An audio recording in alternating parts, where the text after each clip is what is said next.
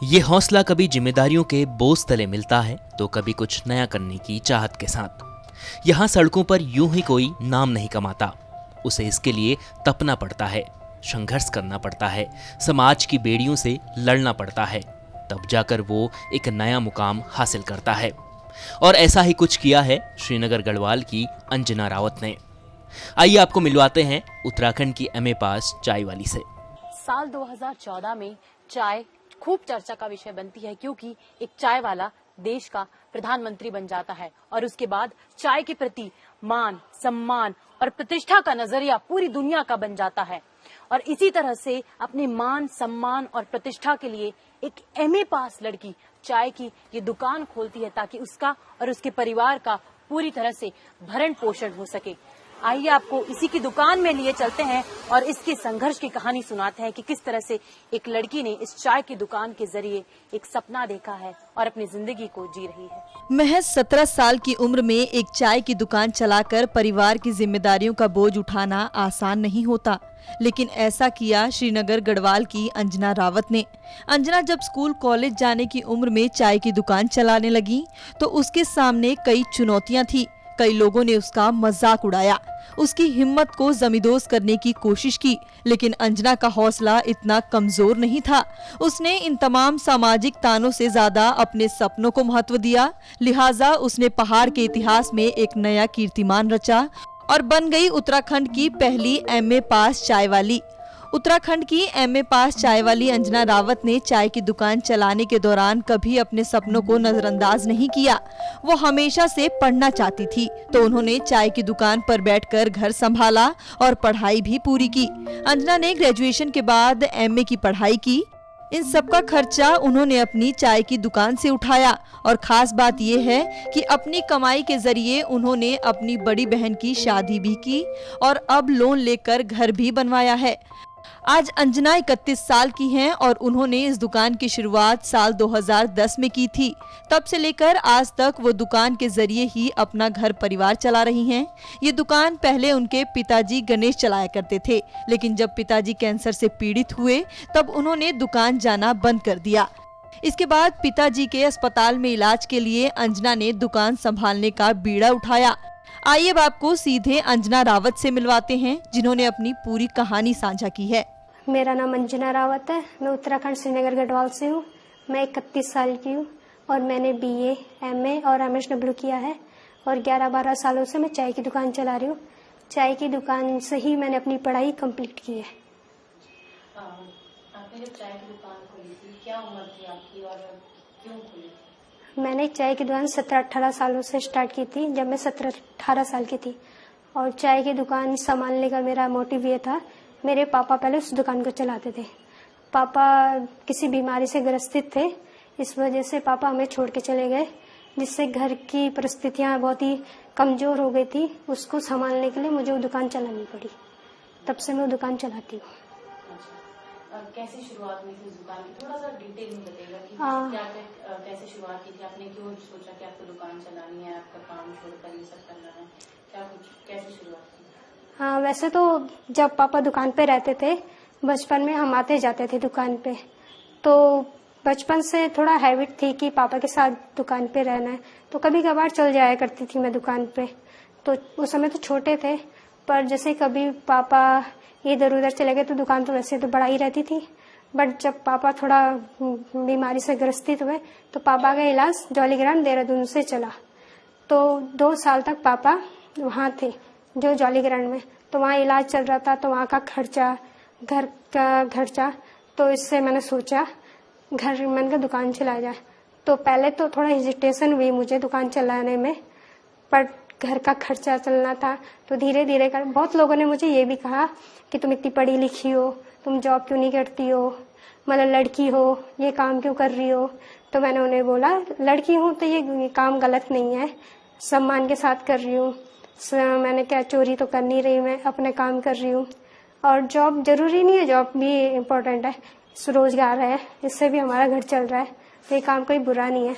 तो मैं तब से मतलब स्टार्ट धीरे धीरे करके तो मैं इस फील्ड में आई हूँ, तब से मैं दुकान चलाते आ रही हूँ। अब आप उन चुनौतियों के बारे में जान लीजिए जो अंजना के सामने थी। जब मैंने दुकान शुरुआत की थी तो पहले तो मुझे चाय बनानी तक नहीं आती थी।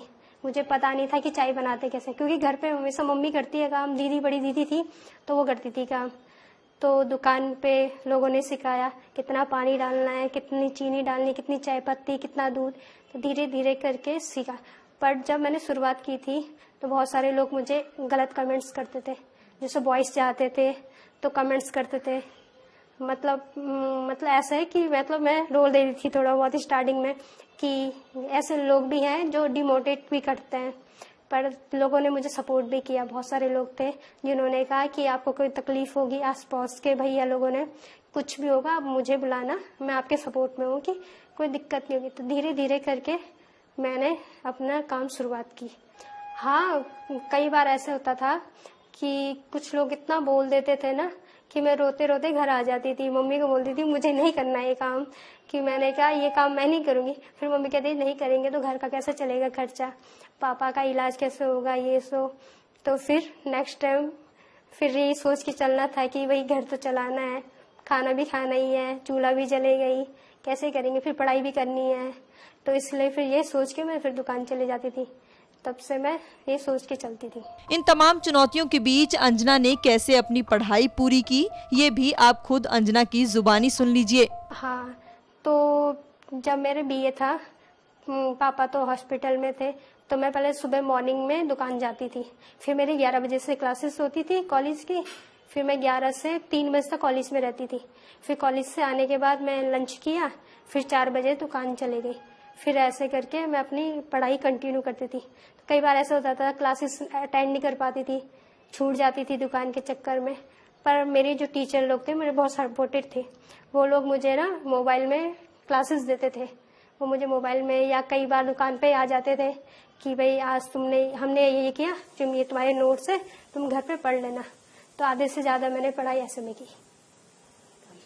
अच्छा, आप ये जो आपने कहा कि आपको कई सारे लोग जो हैं कुछ कहते थे, सारी चीजें बोलते थे, तब आपके मन में क्या चलता था और क्या वो चीज थी जिसने आप पे टेम्पो वो बनाए रखा और नेवर गिव अप एटीट्यूड के साथ आप चलती रही? किस चीज को फॉलो करती थी आप? कोई इंस्पिरेशन कहाँ से लेती थी? इतना सब मोटिवेशन कहाँ से लेती थी? मोटिवेशन तो मेरी मम्मी थी।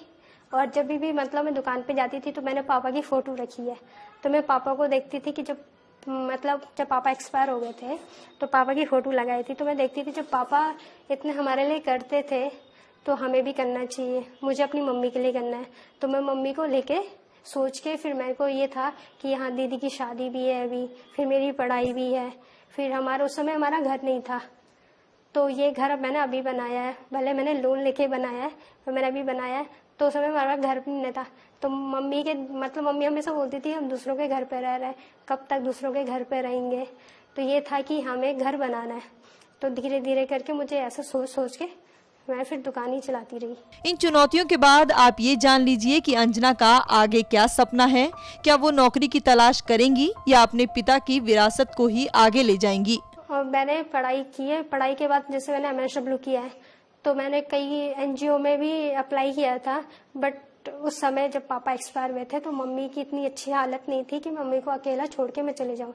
इस वजह से मैं थोड़ा रुक गई। तो जैसे जैसे टाइम बीतता गया तो फिर धीरे धीरे एक्सपीरियंस नहीं हुआ मुझे जॉब का। कहते हैं ना कि जॉब के लिए एक्सपीरियंस चाहिए, मेरे पास एक्सपीरियंस नहीं था। जिस फील्ड में मैं MSW की फील्ड में मैं जब भी जाती थी तो मैं हमेशा उससे बाहर निकलती थी क्योंकि मेरे पास एक्सपीरियंस नहीं था। इस वजह से मुझे वो बाहर कर दिया करते थे। अदरवाइज मैं कंटिन्यू कर रही हूँ अभी पढ़ाई। अभी आप क्या पढ़ाई कर रही हैं? मतलब अभी मैं तैयारी कर रही हूँ गवर्नमेंट जॉब की, जैसे समूह हो गया, SSC हो गया, इन चीज की तैयारी करती रहती हूँ। आगे आपका जो सपना है वो क्या है, क्या करना चाहती हैं? मेरा सपना है मैं अपनी मम्मी को खुश रखूं, ऐसे मुकाम में पहुंचूं जिसमें मेरी मम्मी को मुझ पे गर्व हो, कि बोले कि हाँ मेरी बेटी मेरे बेटे लायक है। करीब 12 साल दुकान चलाने के बाद भी अंजना की दुकान की हालत जस की तस है। उनकी परिस्थितियों में कुछ ज्यादा बदलाव तो नहीं आया, लेकिन उनके हौसले अभी भी बुलंद हैं। वो मुस्कुराकर आंखों में आंसू लिए कहती हैं, मेरा सफर संघर्षों भरा जरूर रहा, लेकिन मैंने कभी हार नहीं मानी। कहते हैं ना कि मंजिल उन्हीं को मिलती है जिनके सपनों में जान होती है। पंखों से कुछ नहीं होता, हौसलों से उड़ान होती है। और इसी तरह अपने हौसलों के जरिए छोटी सी चाय की दुकान से बड़ा सा सपना देख रही हैं अंजना रावत, और ये साबित कर रही हैं कि विकट परिस्थितियों के बावजूद, तमाम चुनौतियों के बावजूद, विपरीत भाव में भी एक लड़की यदि चाहे तो वह कुछ भी कर सकती है। चाहिए तो उसे सिर्फ हिम्मत और उम्मीद, जिसके जरिए अंजना अपने सपनों को पूरा करने का सपना देख रही हैं। वीडियो जर्नलिस्ट परमीन शर्मा के साथ उत्तराखंड से तीसरी पुरंदरे।